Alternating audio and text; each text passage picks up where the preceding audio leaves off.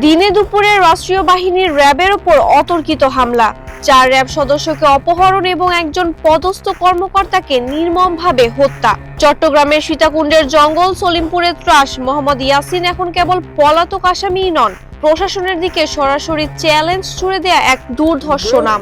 প্রশাসন সেটা করে না, কেন করে না? প্রশাসনের অর্ডার নেই। হত্যার দায় মাথায় নিয়েও দাম্ভিকতার সাথে ইয়াসিন ভিডিও বার্তায় বলে, ঝামেলা করলে হবে জনবিস্ফোরণ।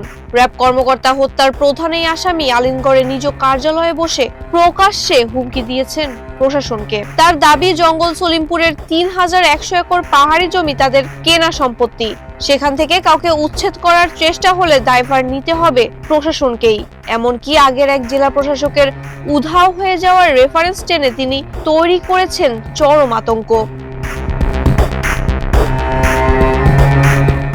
গত সোমবার র্যাব 7-এর উপর রামদা, কিরিচ আর লাঠিসোঁটা নিয়ে ঝাঁপিয়ে পড়ে ইয়াসিন বাহিনী। নায়েব সুবেদার মোতালেব হোসেন ভুইয়াকে প্রাণ দিতে হয় সেই সন্ত্রাসীদের হাতে, অথচ ভিডিও বার্তায় সেই অভিযানের সততা নিয়েই প্রশ্ন তুলেছেন ইয়াসিন। রাজনৈতিক আশ্রয়ে 4 দশক ধরে জঙ্গল সলিমপুরকে বানানো হয়েছে অপরাধের নিরাপদ আস্তানা, কখনো আওয়ামী লীগ, কখনো বিএনপি।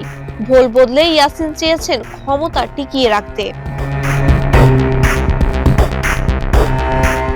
র্যাব মহাপরিচালক জানিয়েছেন, পুরো অভিযান প্রক্রিয়া খতিয়ে দেখতে গঠন করা হয়েছে তদন্ত কমিশন। অন্যদিকে সীতাকুণ্ড থানা পুলিশ বলছে, প্রকাশ্যে হুমকির ভিডিও বার্তা দেওয়া আসামি ইয়াসিনকে গ্রেপ্তারে চলছে সাঁড়াশি অভিযান। জঙ্গল সলিমপুরের পাহাড় কি তবে সন্ত্রাসীদের দখলেই থাকবে, নাকি আইনের শাসন ফিরে আসবে দুর্গম এই জনপদে? মাহবুবা ইসলাম, মানবকণ্ঠ।